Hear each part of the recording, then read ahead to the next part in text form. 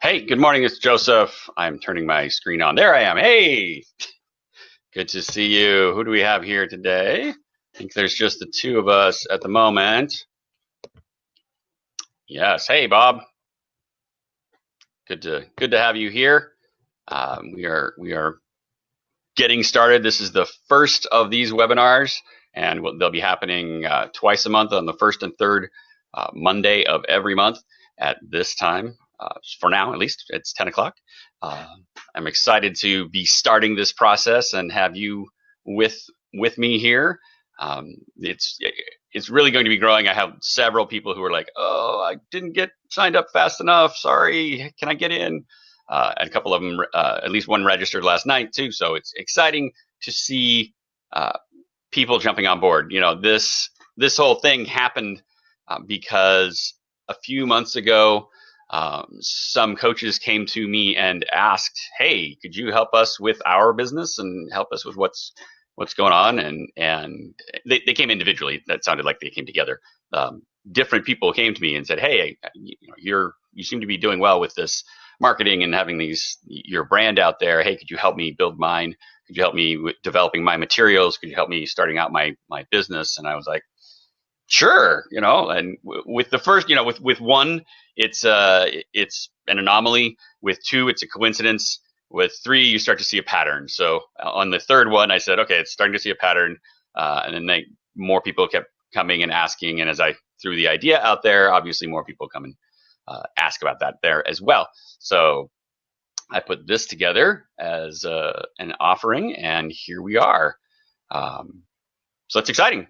I'd like to just get started by walking through a PowerPoint, and then we'll just chat. As these grow, we're going to end up, my belief is, with hundreds of people in these webinars every other week. So it's going to be harder to just chat, but you luck out in that it is just the two of us today, and we will be chatting.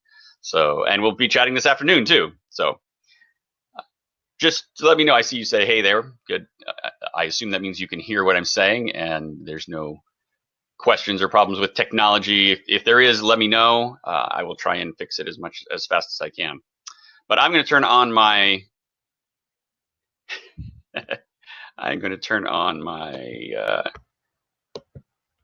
screen here. All right. So this is the very beginning. So I want to start at the beginning. It's a very good place to start, as they say in the movies. Question that I wanted to address is, why are you here? Why are you here right now? And I don't mean why are you in this class necessarily, though that is part of it. Why are you here where you are overall in our lives? Why are we where we are in our careers, in life, in everything that has to do with our life? What makes us come to be where we're at any given time in our life? And I've heard it referred to by several different people as an internal thermostat, and I love the analogy. If you have a room and the thermostat is set at 72 degrees, and you open a door on a day like today in the Pacific Northwest, where it's cold and rainy, the temperature will drop, and the thermostat will kick on and will bring the temperature back up to 72. Similarly, on the 3 days in the summertime when it gets above 72, the thermostat will kick on, and if you have air conditioning, bring the temperature back down. The job of the thermostat is to keep you in range, to keep you within a certain range of temperature so you feel comfortable. And that's how we set it. Sometimes we have different thermostat settings. My wife and I have different settings, right? She is more often cold than I am, and so she'll want to have the thermostat set on a hotter setting. But suffice it to say, we're pretty close, and the thermostat is what keeps us there. Internally in our minds, we have a similar kind of thing. It is a mental thermostat that controls where we are in our careers, in our financial situation, in our freedom of choices that we believe we have or don't have. You know, there's especially if you live here in the United States. I would say some of this stuff doesn't apply if you're outside of the United States because we have an incredible opportunity here. But the thermostat is this mental thing that locks us in. So if you are in a career and you're making $150,000 a year and you are dissatisfied with that, if you ever found yourself trying to get more and you just keep winding up pulling back to where you always were, that comfortable zone, there's a mental thing going on that is in your head, changing you and pulling you back down. I struggle with it too. We all do. Sometimes it shows up as something called the imposter syndrome. If you've never heard of that phrase, it's the idea that when you start to try to do something new that is, you could do, right? But it's outside of your normal comfort zone. It's outside of that 72 to 75 degree range there. You start to feel like an imposter, right? Who am I to start a business of my own? Who am I to train high school students to code, right? Or do projects, right? We'll have this imposter syndrome that will pop up, and we just need to recognize that that's your thermostat changing, trying to pull you back. It's not necessarily what's true. So we need to be careful about what we believe and what we choose to believe and what we choose to not believe. So this is part of what needs to happen to break out of the traditional employee mindset. Is we need to get a little warmer or a little colder outside of what is comfortable for us, outside of our normal range, and do some things that are uncomfortable. Not in a foolish way that's huge and that where you're going to have gigantic failures. You want to have small, safe to fail experiments. We'll talk about that a lot more. So I asked you this question in your introductory email. What do you really want? Most of us don't really know what we really want. And similar to the thermostat, this thermostat is from, I forgot to say this, I'm sorry. The thermostat setting comes from two primary sources, and they're actually interrelated. Those two primary sources are your history, right? Who are your parents? What did you grow up with? What have you done for your career? What has that reinforced in you as a belief about who you are and what your value is and what your worth is and what you can contribute? There's all of that baggage hanging over us. And then there's the people you hang around with. And so, it's been said that if you look at the average income of the, 10 closest people around you, you can pretty much tell what your income is going to be. And so if you want to change that thermostat, you need to be actively changing your beliefs about who you are and what your value is, and possibly changing your friends. And that may mean dropping some friends, but it may just mean adding a new circle of friends. I know for me, it meant joining a group like this where I was around other people who were being successful and who were striving for success, at higher levels of success than my other friends were looking at and achieving. So back to what do you want? if you don't know where you're going, you will never ever get there. So it's a platitude, but it's true. Um, the Cheshire Cat said it, right? If you don't know where you're headed, then any road will do. We want to know where we're going. So in the Agile Brand and Business Assessment, which I don't know if everybody in this call has done or not.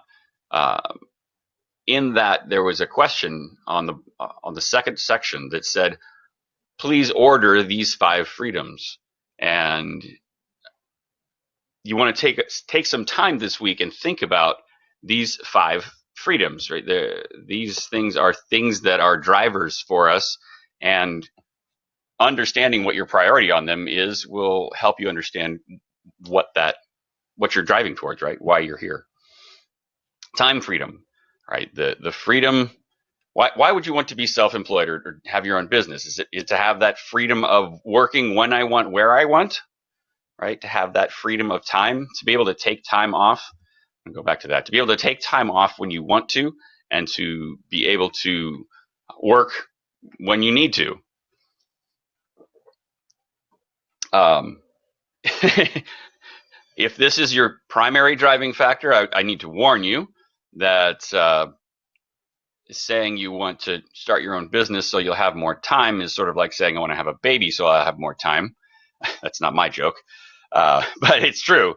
At least to begin with, you have to put in some serious hours. However, you do have the freedom, and this is one of the things that's driven me towards this, to say, you know what, I am going to take this time off, and I am going to take a break for this amount of time.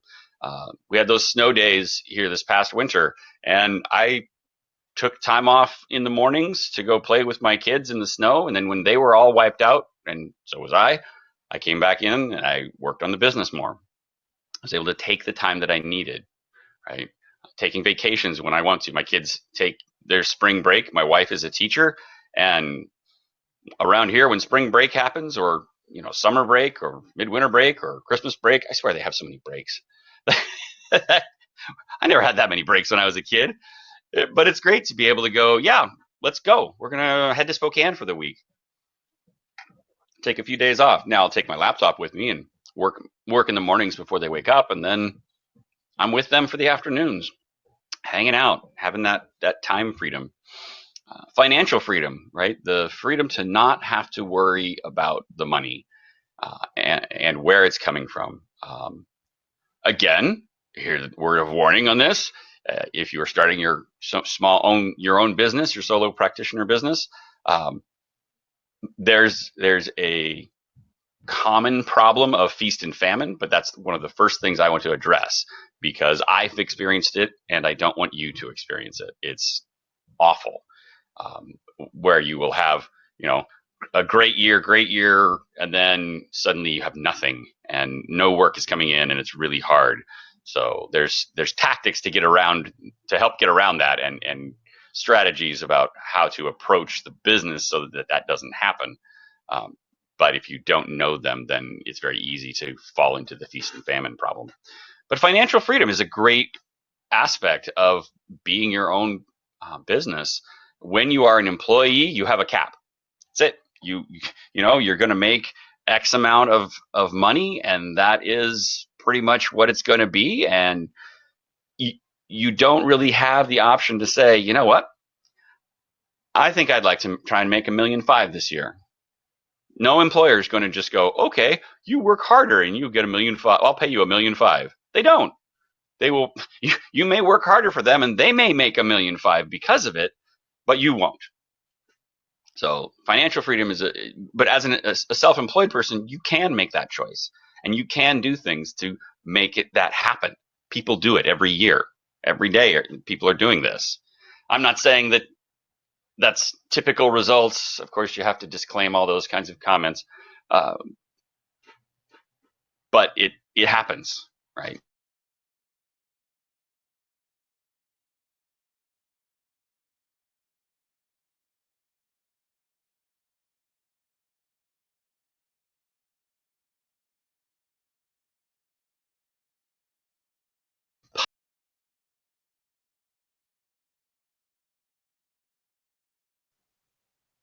Did I lose you? All right, get this back.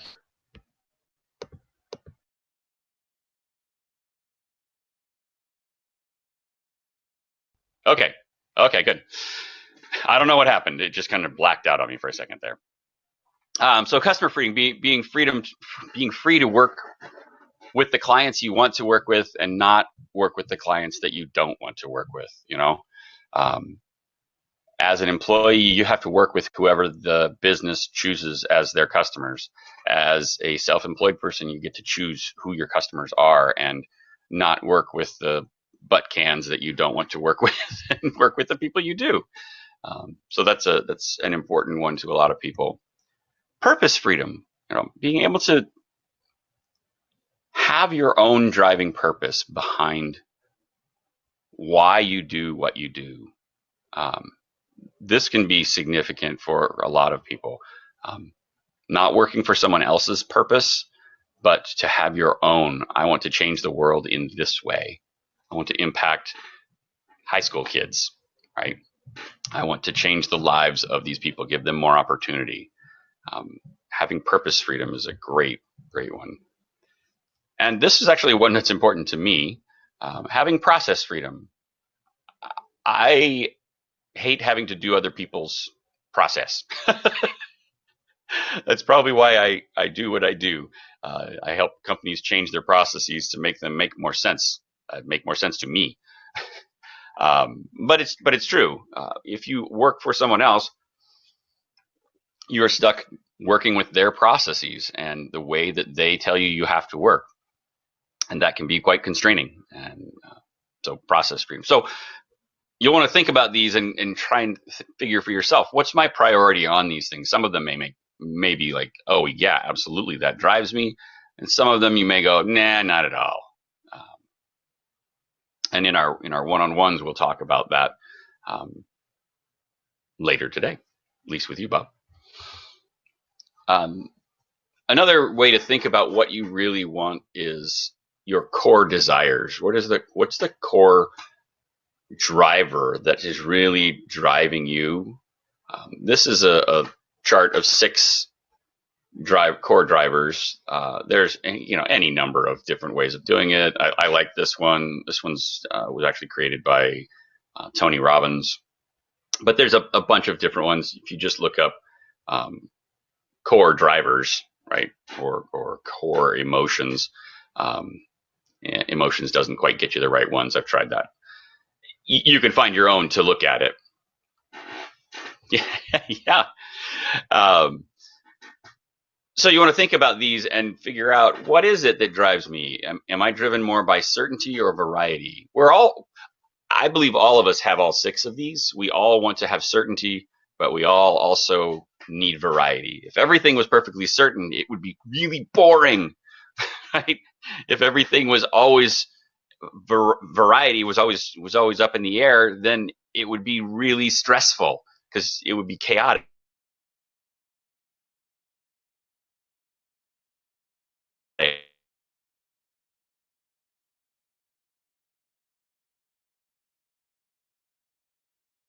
And if you are a person that's important, and love and connection is making the other person loved and can feel important. And then there's I'm cutting out. I'm going to try my microphone here then. Change mic. Thank you for telling me.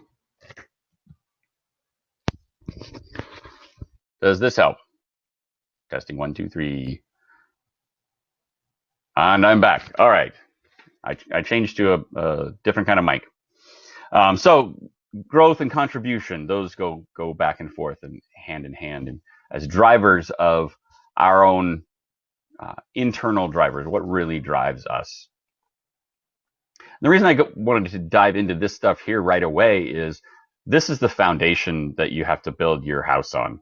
Right? If you don't build on a strong foundation of understanding what you really want, who you really are, what are the things that are really driving you, then you may build the wrong house and it won't make any sense when you get there. So You really, when you look at those core desires, what do you really want? You want to ask yourself that deep, probing why question. Why do I really want to start my own business? Is it for that significance? Is it for contribution? Is it because I want time freedom? These are all different ways of slicing this why, but I sound farther away. How about that? Or I can just hold the mic. I can hold it like this. Finding that core why will really help you understand and keep going when it gets tough, because because it's going to get tough, right? Being your own boss is not always easy and can be it will have its hard times. I'm going to switch to a third mic. Working out the details here. I've used this system a few times, but not too many. All right, hold on. All right, how about this? Is this better? Is this better? Testing 1, 2, 3.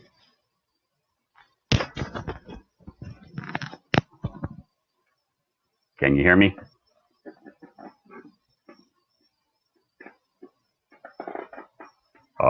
Testing. I'm afraid I may have completely gone away now.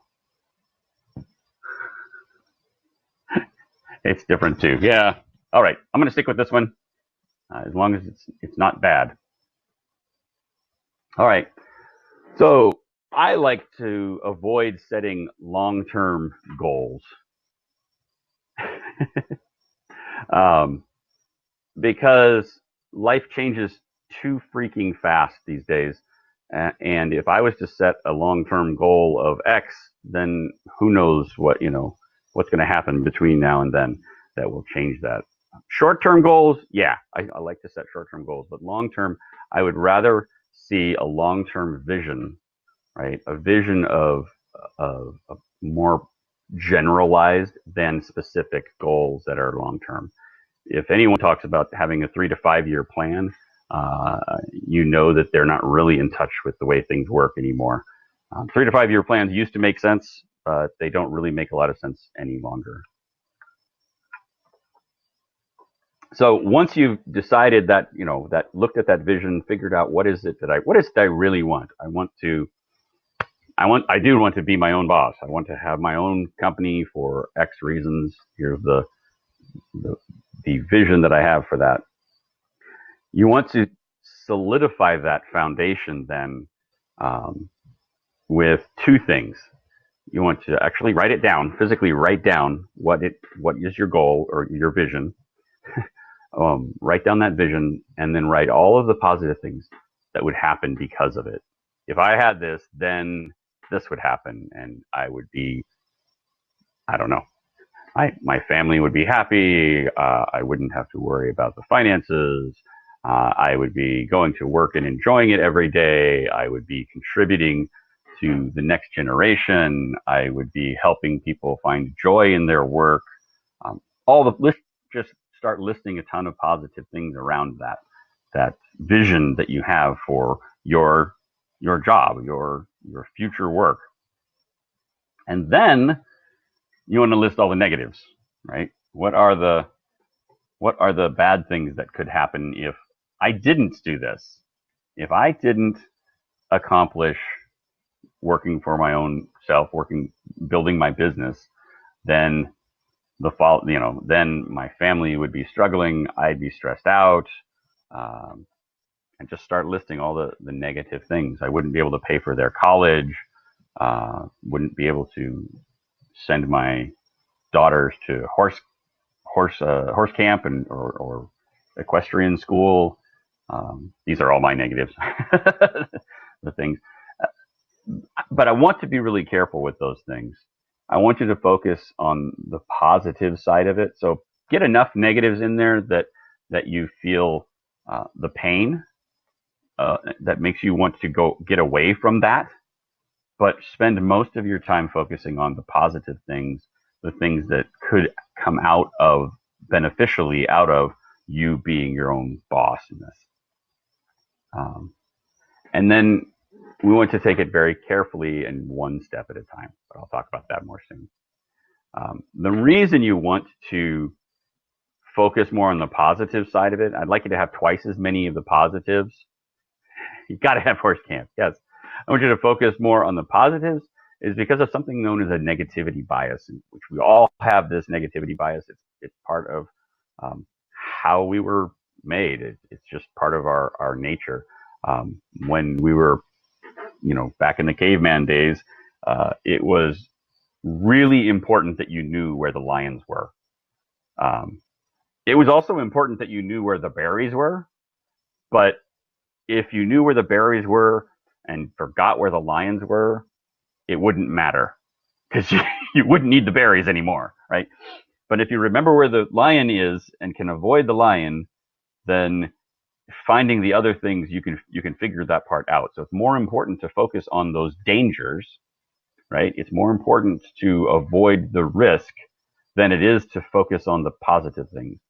Biologically, the way we evolved, the way we are, right? So we have thousands and millions of years of being a species that is looking out to save itself, right? I need to look out for the negatives and avoid them. And so it's really easy for us to focus on the negative things psychologically. And there's actually a whole field of study called positive psychology that talks about this very thing, that we have a tendency to focus on the negative. And so if we try and focus on the positives, then we will have more of those positive things because you'll just pay attention to them more. A great task or thing for you to do, I just realized that mine's not set. A great thing for you to do is to set something called the gratitude alarm. Mine was set for 9:00 p.m. every day, but I'm opening my phone right now and turning it back on because I don't know when it got turned off. Probably got turned off on a vacation. Yep, there it is. My gratitude alarm is set for 9 p.m. At 9 p.m. when my phone alarm goes off, it is my job then to list off in my mind at least one, but I like to do 3 things I'm grateful for every single day when that alarm goes off. And if anyone happens to be with me when that alarm goes off, they have to come up with at least one gratitude as well. I've done this when I've been sitting at conferences, and I'm sitting around a table in the lounge after the conference, and I had just given a keynote, and a bunch of people were sitting around talking, and my gratitude alarm goes off, and there were 8 of us, I think, in this circle. And I said, "Oh, that's my gratitude alarm." And people's conversations were going. I said, "Okay, I need your attention. My gratitude alarm went off. That means that everybody who's with me has to identify one thing that they're grateful for. Ready, go." And they just went around the circle, and everybody said something that they were grateful for. And I heard so many positive comments back later about, "Wow, that is really cool, and it's so cool to be around you when you bring a positive energy to those kinds of things." It helps me stay positive and focus on the good things that are happening. Great example of that is when my oldest daughter was little. She drove me crazy. And I was getting a sense that she was just naughty all the time. So she's like 2 or 3, right? She was just bad all the time, and I couldn't believe it. And what are we doing wrong? Beating myself up, focusing on all the negatives. And so my wife and I devised this thing called the 3-story night. And the deal was this: if we would mentally go through with Johanna the evening and tally up, was she naughty a lot of the time, or was she doing right things most of the time? And come to find out, most of the time she really was being really, really good. And so the reason it's a 3-story night would be you get 3 books these little board books, you can have 3 stories, or if you were naughty, then you got 2 stories. If you're really naughty, you got 1 story, and you don't want to have no stories. That'd be bad. And I swore when we started it that she was gonna have no stories for months, but it was my perception that was off. Right? It was my vision that was off, and having to force myself to look internally and go, okay, no, she really has been good. It's just my negativity bias. I've just been focusing on those negatives. And she's not a lion. She's not going to attack. Uh, so this negativity bias, which is a positive thing, it's there to save us, is bad, and well, can be bad, because there's not a whole lot of lions chasing us anymore. So we need to be more focusing on those positive things. So I talked about the thermostat and how it's controlled by 2 things, 2 driving factors. One of them is your history, and another one is the people that you're around. Fixing the people you're around part of it is done by doing things like we're doing, right? You join the launch pad, and you get to hang around other people who are committed to success, changing, improving, growing, right? I love being in communities like this because there's such an energy of positivity and excitement. But the other way, the other place that your thermostat is setting comes from is your history. And this is a great quote by Ralph Waldo Emerson about the ancestry of every thought, of every action is a thought. And I believe this is really true. And so I've come up with this personal thermostat change model. The personal thermostat goes something like this. Your thoughts drive your beliefs. Then your beliefs drive your actions. So in a particular situation, you'll see something happens, and how you respond to that is based on your beliefs, which are based on your past thoughts.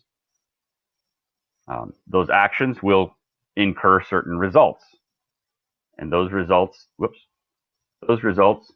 will go into your memory as history and become where your thoughts come from, which will drive your beliefs, right?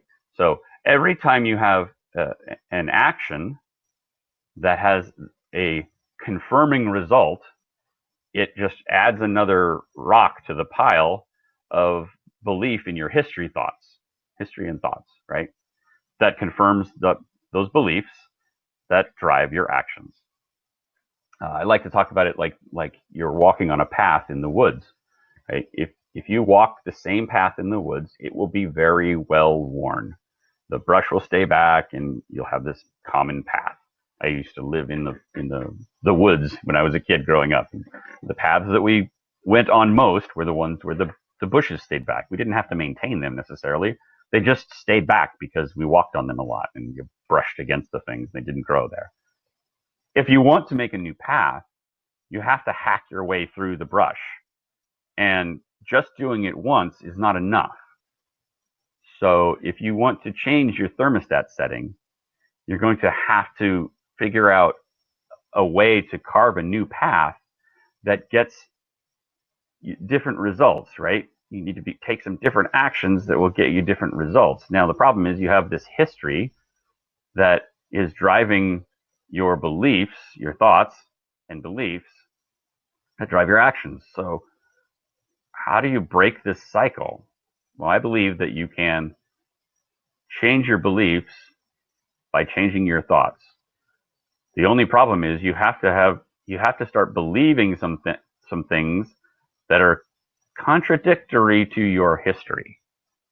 So that's a hard thing to do.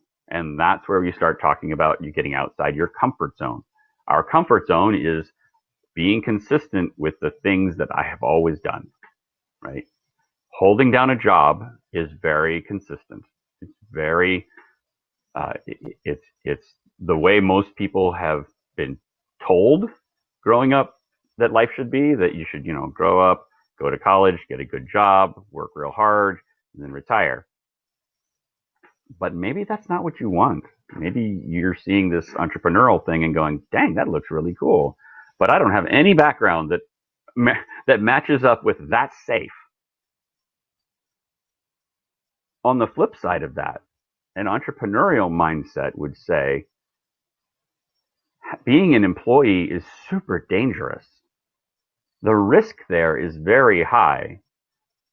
They have different thoughts and that drive different beliefs about being an employee. We as entrepreneurs see being an employee is really dangerous because you have one customer. Everybody has a customer and everybody works on commission, right? If you're an employee, you are part of uh, that that model, right? And you are being confirmed in that model. Um, you get a lot of family pressure on that too. Yes, yeah, absolutely. Family pressure because they're all indoctrinated into this idea that being an employee is safe. Well, like I said, everybody works on commission, and everybody really is uh, self-employed. It's just whether you have one customer or multiple customers. So, as an entrepreneur, I believe the more customers I have, the more stable my income is. And having a single employer, if your employer decides they don't want to do business with you anymore, in other words, like if you were a consultant and you had only one client, and that one client decided not to do business with you, you have just received a 100% decrease in your source of income, right? You've been fired. Whereas an entrepreneur, if I have multiple sources of income, multiple customers, multiple streams of income, then I have a lot more security because one customer can decide they don't want to do business with me anymore. That's fine. That's just one customer. I have lots of customers. And so I have lots of sources for potential income. So an entrepreneur sees being an employee is not safe. So we need to get some new thoughts in our heads that drive new beliefs, with to believe that those things are true, hear them, and believe that they are true, and take new actions. That's the great thing about being a human, makes us kind of different than most other animals, is that we can actually have thoughts that change our actions, that actually uh, the thought itself can drive a new belief and you can take new actions based on it. But remember, you're hacking a new path in the forest, and you need to walk that path a lot of times before it becomes a comfortable path to walk on. It will be against the grain for quite a while. So just be prepared for that. That's all I'm trying to say. Um, but we can change that temperature. Um, we want to understand where we are now, hence the assessing why are we where we are, and then want to look at what is our target condition? What do we want to be? What is that vision that we have out there? And make small, this is what the illustration here is supposed to be describing. We want to make small changes to incrementally get us there. Um, it's possible to try and take too much action and burn yourself out. You want to become aware of where you're at, your personal thermostat. Oh, look, I've always made the median income of the average middle class American.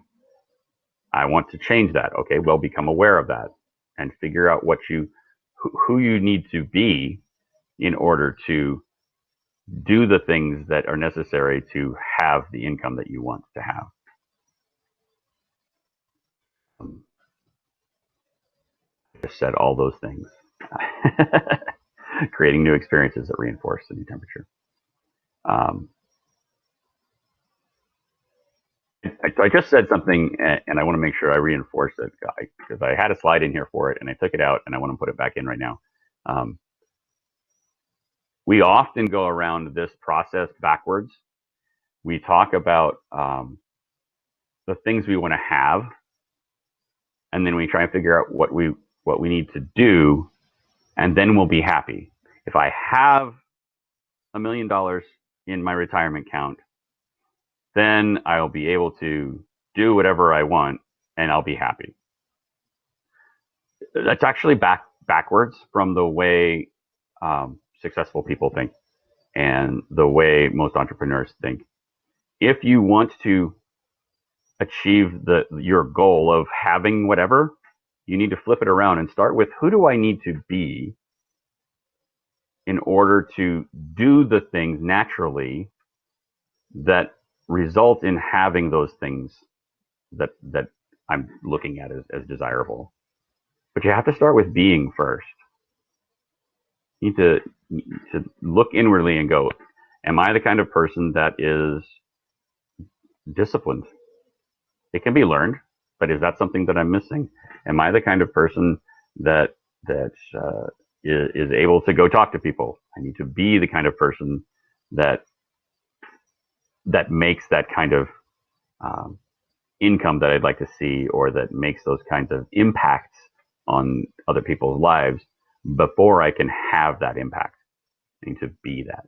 Be, do, have is the process you want to talk about. And the last little bit is about discipline versus exhaustion. There's a great story about a guy trying to chop down a big tree in his backyard, and he grabbed the axe, or two guys. They had trees in their backyards, and they both wanted to chop them down. One guy goes out and takes the axe and just starts whacking at the tree, and goes at it for a couple hours and gets a good way into it. Made really good progress. And then the next day is completely dead, really beat, can't move a muscle because he worked so hard at it the day before and isn't able to continue. The other guy goes out in his backyard, needs this tree chopped down, and takes a couple whacks at it every day. Just a couple more whacks every day. And eventually he's able to get through it, and he chops the tree down because he was patient and just did consistently the things that needed to be done in order to make progress. So there's a balance between those two. You don't want to go so far to the, I'm just going to take little steps, that you take too small steps. But I also want to caution burnout. It's really easy as an entrepreneur to burn out. And there are people in the entrepreneur community whom I respect, that it will sound like they're preaching you need to just work your butt off all the time. And one of those guys is Gary Vaynerchuk. He's a great guy, but his emphasis is hugely on hustle, just working hard, just keep going, just do it, just go. And he works 18, 20 hours a day. But if you listen to him, he also says, be who you are. Don't be me, right? Be true to who you are, because understanding who you are is more important than trying to mimic who he is. So that's all I was trying to say through this discipline versus exhaustion bit. And I think that was the last slide in the bit on understanding your purpose and finding that deeper why. I mean, we'll talk about it a lot. That was a good introduction, I think, to that.